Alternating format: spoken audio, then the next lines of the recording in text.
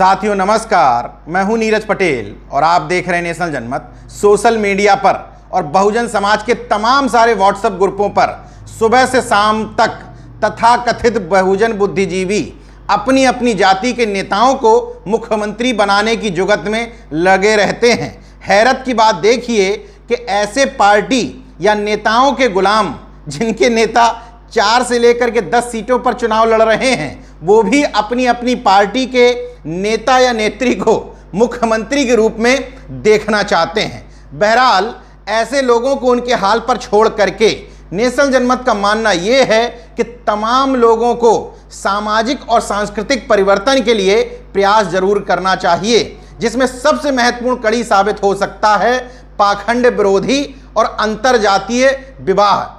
और अंतरजातीय विवाह का मतलब ये नहीं कि एक ऑफिस में काम कर रहे लड़के लड़की या एक पदों पर काम कर रहे लड़के लड़की ने आपस में एक दूसरे को पसंद कर लिया, बल्कि इस तरह का अंतरजातीय विवाह का कॉन्सेप्ट लाना है जिसमें कुर्मी यादव के यहाँ, यादव मौर्य के यहाँ, मौर्य प्रजापति के यहाँ, बैकवर्ड एससी के यहाँ आपस में बहुजन समाज के लोग शादियां करने लगें। ये अंतरजातीय विवाह का कॉन्सेप्ट लाना है। दूसरा, पाखंड मुक्त शादियां करवाना है। तमाम सारी पद्धति हैं, अर्जक पद्धति है, बौद्ध पद्धति है या अन्य पद्धतियां हैं जहां पर पाखंड मुक्त तरीके से विवाह किया जा सकता है।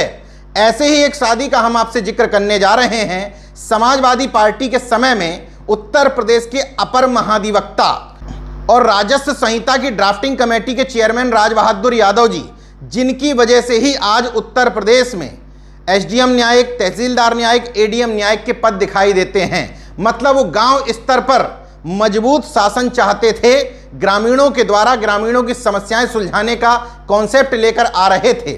लेकिन योगी सरकार आने के बाद उस कॉन्सेप्ट को ठंडे बस्ते में डाल दिया गया। बहरहाल आज उनकी चर्चा इसलिए कर रहा हूं क्योंकि कुछ दिन पूर्व उनके बेटे की शादी थी। वो शादी पाखंड मुक्त तो नहीं थी, लेकिन दहेज मुक्त जरूर थी। और ऐसे वैसे नहीं, बल्कि ठोक करके मंच से बाकायदा घोषणा करके हल्ला मचा करके इस बात का महिमा मंडन भी किया गया।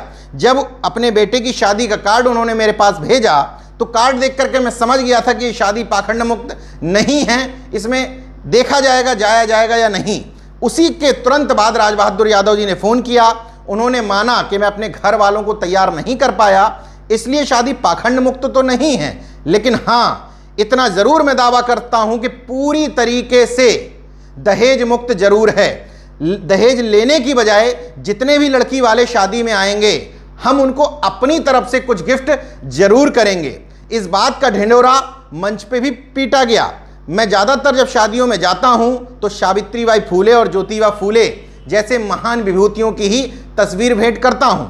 तमाम सारे लोगों से निवेदन भी करना चाहता हूं कि जो लोग बुके जैसे बेवजह की चीजें देते हैं, देखिए कोई जरूरतमंद सामान अगर आप दे रहे हैं तो अलग बात है, लेकिन बुके जैसी चीज जो फेंक दी जाएगी उससे बेहतर है कि किसी ना किसी महापुरुष का चित्र भेंट करें। हालांकि ये भी हो सकता है कि आपको इस बात में शर्म भी महसूस हो, लेकिन अगर वास्तविक में आप सामाजिक और सांस्कृतिक परिवर्तन चाहते हैं तो आपको एक मिशनरी की तरह काम करना पड़ेगा। उस मंच पर ये तमाम सारी बातें हुई, इसके लिए राज बहादुर यादव बधाई के पात्र हैं। और जो उनसे हमने बातचीत की वो आप सुन लीजिए। इस शादी में बताया जा रहा है कि आपने किसी तरह का कोई दहेज नहीं लिया। मैं दहेज के बहुत खिलाफ हूँ और बच्चियों की शादी में मैंने दहेज नहीं दिया तो लोग कहेंगे साहब तो अलग बात हो गई। लड़के की शादी में भी दहेज 1 रुपया नहीं लिया और मैंने दहेज का लोग विश्वास नहीं कर रहे थे कि साहब ऐसे कैसे हो जाएगा।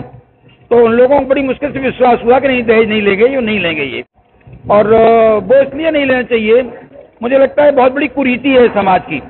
और इस कुरीति से तमाम अच्छे लोग, अच्छी बच्चियां अच्छी जगह में नहीं जा पाती पैसे का अभाव में, तो इसको तोड़ना चाहिए। और बल्कि और नीरज जी बहुत अच्छी बात ये हुई कि आमतौर पर लोग लड़कियों वालों से लेते हैं, देते नहीं हैं। मैंने अभी एक जब ये रिश्ता पक्का हुआ तब सब लोगों को गिफ्ट दिए थे और अब की जितने कन्या पक्ष के लोग शादी में आए हैं उन सबको एक घड़ी में मेमोरी और गिफ्ट दूंगा, जिससे वो टांग पाए और प्रचार करें कि भाई देखिए लड़कियों से लिया नहीं दिया भी जाता है लड़कियों वालों को। मतलब जितने भी लड़की वाले आए हैं सबको उनको आपकी तरफ से घड़ी दी जाएगी, सबको एक एक को देंगे। हमको ये भी समझने हमारी ने कहा कि एक परिवार में एक दे दो, 5 लोग आए तो हम ये 5 देंगे, जितने लोग आए सबको घड़ी देंगे।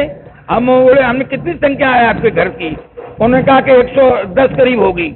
मैंने घड़ी मेरे पास 120 है, 10 एक्स्ट्रा और हैं। अच्छा, जिस लड़के और लड़की की शादी हो रही है ये लोग क्या करते हैं? बेटा हमारा हाई कोर्ट में, रेरा में, लखनऊ में और दिल्ली हाई कोर्ट में भी जाता है, अपीयर करता है, वकील है। और अच्छी बात है कि पिछले जन्मदिन पे उसने, हम तो अल्टो गाड़ी भी आज भी चलते हैं, पुरानी हमारे पास है, लेकिन वो हमको गिफ्ट करने के लिए कौन सी लाया, बलेनो लाया था, बलेनो गाड़ी ले आया कि पापा आप गिफ्ट दे रहे हैं। हमने गिफ्ट मैंने स्वीकार कर ली, चलाओ तुम।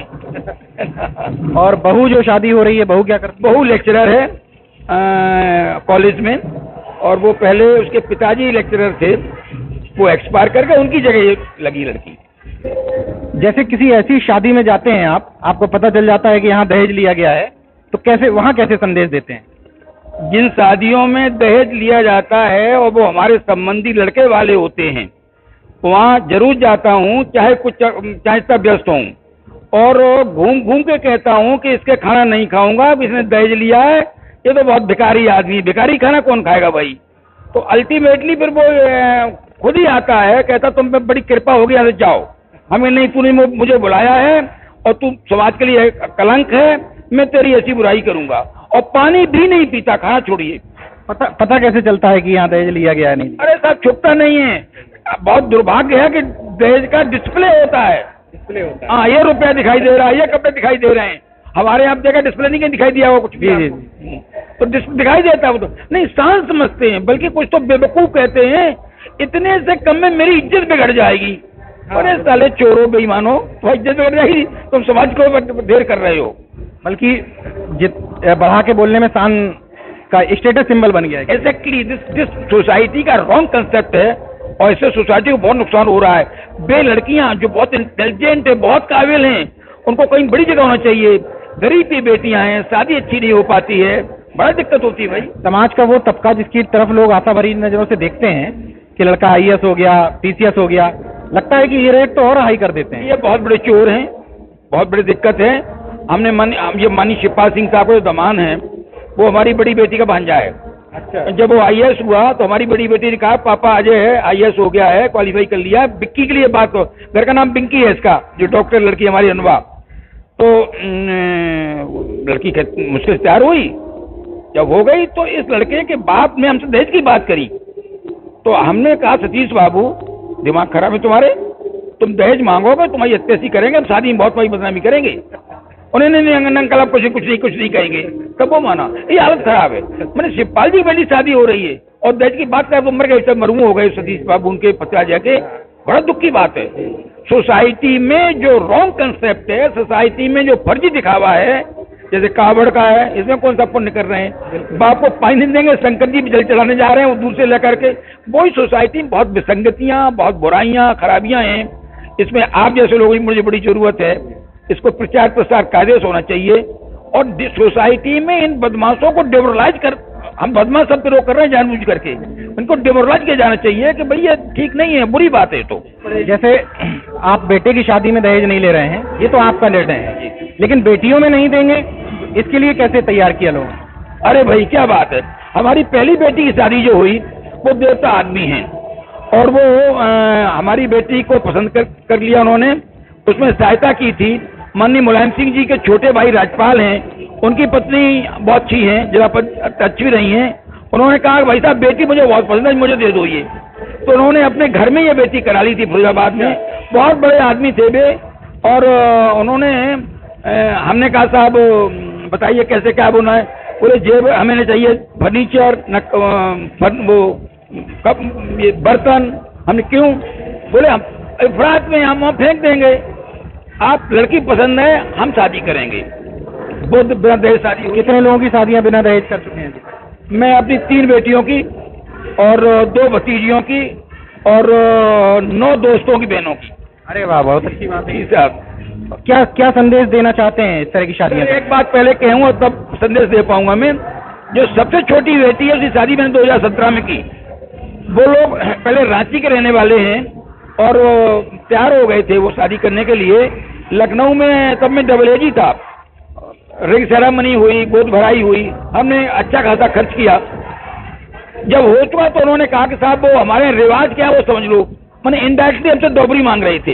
अच्छा। हाँ, हमने 8-9 लाख रुपए खर्च किया उस फंक्शन में, शादी कैंसिल कर दी और बड़ा दबाव ऊपर आएगा, बदनामी होगी साहब, लड़की की शादी क्यों कैंसिल हो गई, हमने होने दो, हम इनके यहाँ नहीं शादी करेंगे। जब शादी होते हैं पक्की कर ली हमने, बड़का आजकल लेफ्टिनेंट कर्नल से शादी की मैंने, लेफ्टिनेंट कर्नल है, तो वो बड़ी हाथ पैर जोड़े हमारे कि साहब हम एक पैसा नहीं लेंगे, लो हमने नहीं, भिखारियों के हम कोई शादी नहीं करते, दहेज मांगने वालों को भिखारी मानता हूँ मैं, तो अब भिखारी क्या करूँगा मैं। अपनी रियल बहन जी की शादी में गया, उन्होंने दहेज मांग लिया, हम दहेज भांजन दिया, हमने खाना नहीं खाया, हमारे बहुत दोस्तों ने खाना नहीं खाया, लोगों ने यार खाइए खाइए, मैंने कोई भिखारी खाना आप खाओ, आपके खा लूंगा मैं, आप मांग रहे भिखारी हैं। हमारी मान्यता ये समाज में खराब विकृति है, इसे खत्म होना चाहिए। और दहेज के कोई लड़की दे रहा है, यही बड़ा दहेज है। दूसरी बात, मेरा मानना ये है, देने वाला दाता, लेने वाला भिखारी। वो लड़की दे रहा वो दाता है, हम भिखारी हैं, हमें सम्मान हुआ करना चाहिए, इसलिए सम्मान कर रहा हूँ रिटर्न गिफ्ट दे करके। मैं वे दाता है, हम भिखारी हैं। प्रत्येक लड़के वाला भिखारी है, लड़की वाला दाता है। तो अगर आपने मेरा YouTube चैनल सब्सक्राइब नहीं किया तो प्लीज़ सब्सक्राइब कर लें और उस बेल आइकन पर जरूर क्लिक करें, जिससे जो मेरे न्यू वीडियो हैं वो आप देख